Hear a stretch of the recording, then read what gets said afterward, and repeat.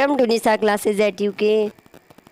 तो बच्चों, आज मैं आपको करवा रही हूँ रीजनिंग या जनरल एप्टीट्यूड के कुछ क्वेश्चन जो आपके अपर पीसीएस लोक सेवा आयोग उत्तराखंड के एग्ज़ाम में बहुत ज़्यादा काम आने वाले हैं। और जो मैंने ये क्वेश्चन लिए हैं ना, ये उत्तराखंड लोक सेवा आयोग द्वारा ही पूछे गए प्रश्न हैं। और ये जो क्वेश्चन हैं ये हैं आपके पॉलीटेक्निक लेक्चरर एग्ज़ाम हुआ था 2015 में, तो उसके क्वेश्चन मैं आपको आज करवा रही हूँ।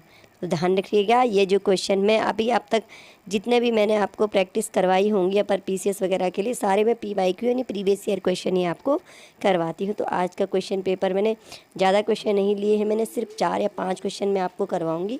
तो आप आइडिया ले लेना कि किस प्रकार के क्वेश्चन एग्ज़ाम में पूछे जाते हैं। और ये आपको ध्यान होगा कि मैं मोस्टली मैं क्या करती हूँ कि जो मैथमेटिकल वाले क्वेश्चन होते हैं वो पार्ट मैं आपको ज़्यादा करवाती हूँ, क्योंकि रीजनिंग का तो कभी कुछ क्वेश्चन आते हैं, कभी कुछ क्वेश्चन आते हैं और एक प्रॉपर सिस्टम नहीं होता है कि इनका आंसर सॉल्व करने का तरीका क्या होगा। तो चलिए स्टार्ट करते हैं। पहला क्वेश्चन ये है √25x²। ठीक है, तो रूट के अंदर 25x² है, -125 इज इक्वल टू 0। और जो दूसरा पार्ट है वो क्या है, √361। तो y के ऊपर रूट नहीं है, +95 इज इक्वल टू 0। तो हमें 4 ऑप्शन दिए हुए हैं और यहाँ पे पता करना है कि इनमें से कौन सा उत्तर हमारा सही होगा। x is greater than y, x is greater than y या x is less than y, या ऐसा हो सकता है, या x is equal to y, या only x is less than y। तो 4 ऑप्शन में से आपको पता करना है कि सही आंसर आपका कौन सा होगा। तो सबसे पहले आपको पता करने के लिए क्या करना पड़ेगा, x और y की वैल्यू फाइंड करनी पड़ेगी। पहला पार्ट जब हम सॉल्व करते हैं तो 25x² का रूट आता है 5x, और इसे हम लिख लेंगे 5x - 125 इज इक्वल टू 0। आगे बढ़ेंगे, 5x इज इक्वल टू 125, और यहाँ से x इज इक्वल टू आपका क्या आ जाएगा, 125 डिवाइडेड बाई 5। और 125 डिवाइडेड बाई 5 हमारा क्या आता है, 125 डिवाइडेड बाई 5 हमारा हो जाता है 25। ठीक है, तो x की वैल्यू आ गई हमारी 25। अब सेकंड वाले इक्वेशन से हम y की वैल्यू फाइंड कर लेते हैं। √361 होता है 19। ठीक है, 361 का रूट क्या होता है आपका 19। ये हो जाएगा 19y + 95 इज इक्वल टू 0। और यहाँ से 19y इज इक्वल टू क्या हो जाएगा, -95। और फाइनली हम जब y फाइंड करेंगे तो y इज इक्वल टू क्या हो जाएगा, -95/19। और यहाँ से y की वैल्यू आ जाएगी -5। अब यहाँ से तो आप क्या देख सकते हैं, x इज इक्वल टू क्या आया है 25, y इज इक्वल टू -5। तो अगर आप इस तरह से करेंगे तो आपको क्या लगेगा कि option A x is greater than y बिल्कुल सही है। लेकिन लेकिन लेकिन लेकिन आप रुकिए, अगर आपको मैथ्स का बेसिक नहीं पता तो मैं आपको बता दूं कि इस क्वेश्चन में एक ट्विस्ट है। ट्विस्ट क्या है, जो √25x² जब हमारा निकलता है, ठीक है, तो यहाँ पे क्या हो जाता है, √5x क्या हो जाता है, ये √25x² की वैल्यू ±5x आएगी। तो 5x प्लस का हमने ले लिया, एक बार ये क्या आएगा -5x और -125 इज इक्वल टू 0। +-x आता है आंसर √x² का। तो प्लस वाला तो हमने पहले निकाल दिया, x इज इक्वल टू 125। अब हम √25x² का जो दूसरा रूट है -5x, उसको लेके इसको सॉल्व करेंगे। ठीक है, -5x - 125, तो मैंने यहाँ पे माइनस कैंसिल कर दिया, तो इक्वेशन बन गई है 5x + 125 इज इक्वल टू 0। आगे इसे सॉल्व करेंगे तो देखेंगे यहाँ पे 5x इज इक्वल टू -125 आ रहा है, और यहाँ पे x इज इक्वल टू आएगा -125/5, यानी x की वैल्यू आ गई है -25। ठीक है, तो ये इस इक्वेशन के हिसाब से तो क्या है, पहले वाले पार्ट में तो x is greater than y आया, और बाद वाले पार्ट में क्या आया है, जो x है वो क्या है, y से लेस है। -25 क्या है, -5 से छोटा है।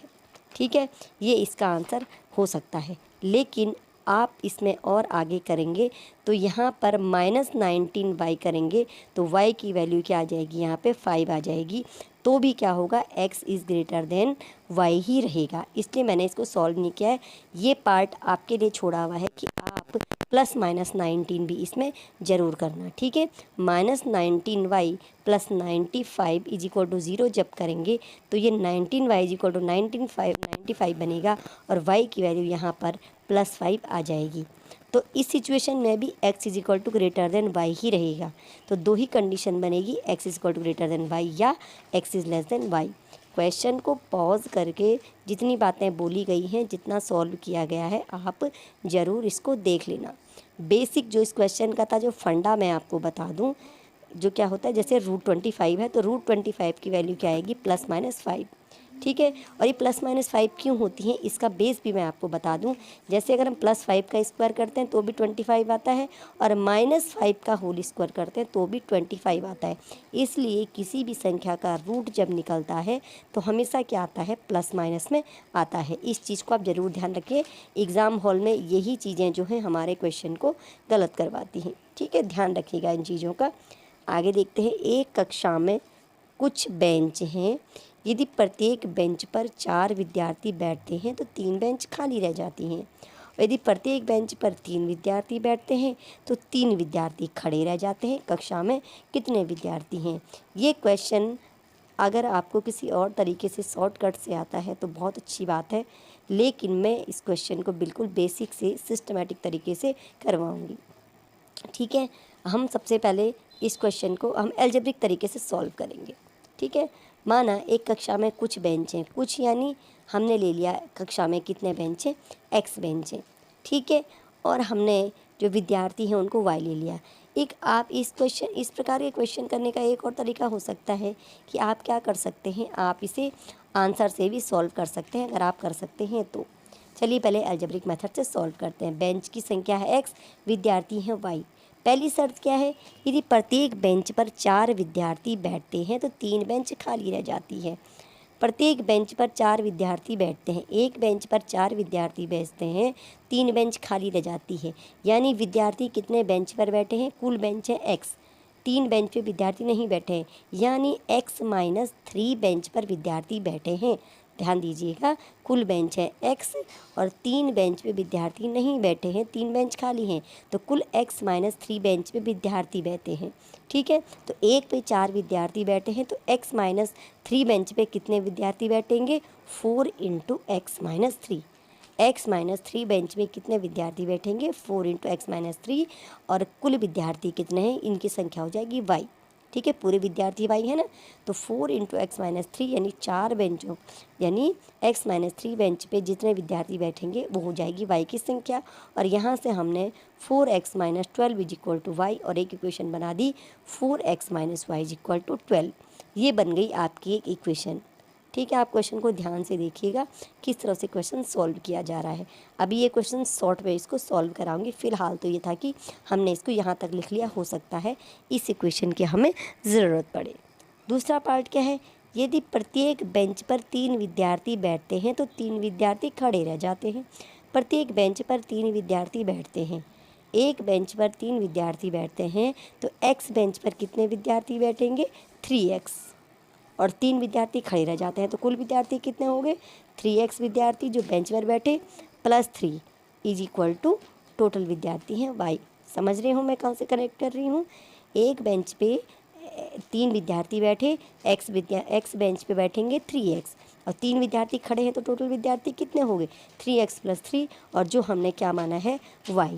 अब यहाँ पे हम इसको इक्वेशन नहीं बनाएंगे, हम क्या करेंगे, यहाँ देखिए जो हमारे पास पहली इक्वेशन बनी है वहाँ पे भी y = समथिंग है और यहाँ पर भी y = समथिंग है। हम दोनों इक्वेशन से y की वैल्यू को क्या करेंगे, इक्वल कर देंगे। हम लिखेंगे 3x + 3 = यहाँ से 4x - 12, ठीक है। और यहाँ से हम x की वैल्यू फाइंड कर लेते हैं। आप चाहे तो पहले y वाले में भी जा सकते हैं और आपके सीधे विद्यार्थियों की संख्या आ जाएगी। हमें जो आसान पड़ा हमने वो किया। आगे सॉल्व करेंगे, 4x - 3x = x, और ये 12 इधर जाएगा तो प्लस हो जाएगा, 3 + 12 = 15, और यहाँ से x की वैल्यू आ गई है 15, और x की वैल्यू हम किसी भी इक्वेशन में पुट करते हैं, इसमें कर लेते हैं 3x वाली में। तो 3x यानी 3 × 15 45 plus 3 is equal to y, और 45 plus 3 is equal to 48 is equal to y, यानी विद्यार्थियों की संख्या हो गई 48। y इज इक्वल टू 48 जो विद्यार्थियों की संख्या हम माने थे। तो ये जो ऑप्शन सी, जिसका ऑप्शन सी में आंसर 48 है, ये क्या है, विद्यार्थियों की संख्या है। आप इसको सॉल्व करके अब जो हमने आंसर निकाला है आप इसको क्वेश्चन में देख सकते हैं। 48 विद्यार्थी हमने निकाले हैं, प्रत्येक बेंच पर 4 विद्यार्थी बैठते हैं, तो बेंच कितने हैं हमारे पास, 15।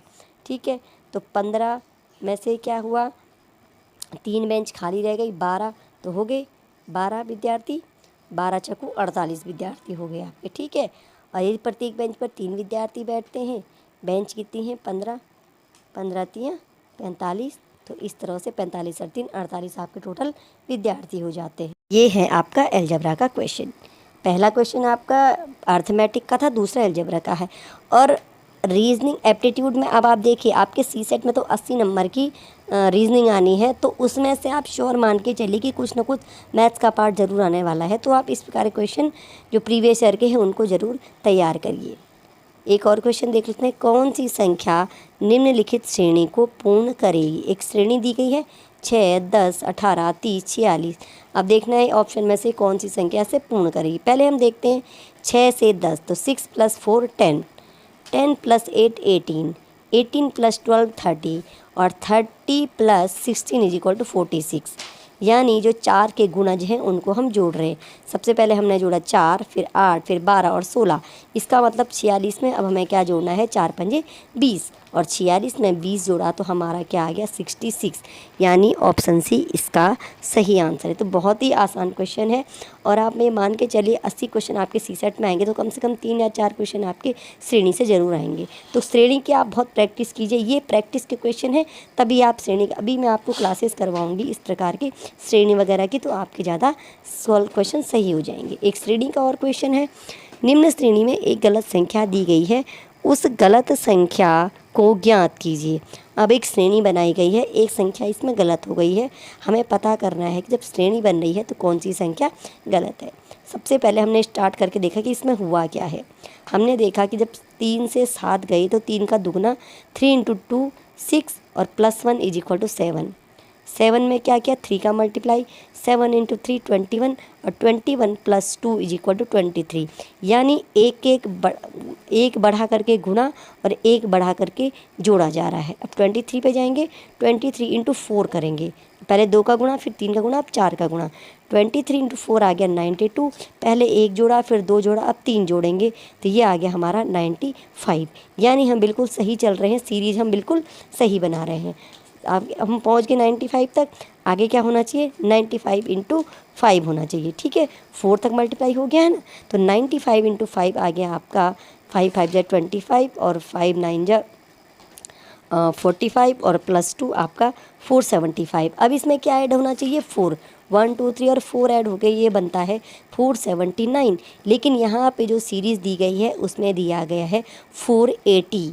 इसका मतलब गलत संख्या क्या आ गई, 480। अभी गलत कैसे हो गई है, इसको चेक कर लेते हैं। हमने जो निकाला है सही संख्या 479। अगर सीरीज़ में हम देखें तो हम क्या करेंगे, 479 का मल्टीप्लाई अब करेंगे हम 6 से। 5 तक मल्टीप्लाई हो गए, 6 से मल्टीप्लाई करते हैं, तो 479 को जब हम 6 से मल्टीप्लाई करते हैं तो हमारा क्या बनता है आपका 2874। अभी तक हमने 4 तक ऐड कर लिया, अब हम 5 ऐड करेंगे तो हम पहुंचते हैं 2879। यानी 480 जो है वो गलत है। 480 का 6 से मल्टीप्लाई करते और तब हम 5 ऐड करते तो हम 2879 तक नहीं पहुंच पाते। यानी जो 480 है वो क्या है, इस सीरीज़ में गलत संख्या दी गई है। तो आज मैंने आपको 4-5 क्वेश्चन कराए हैं, प्रैक्टिस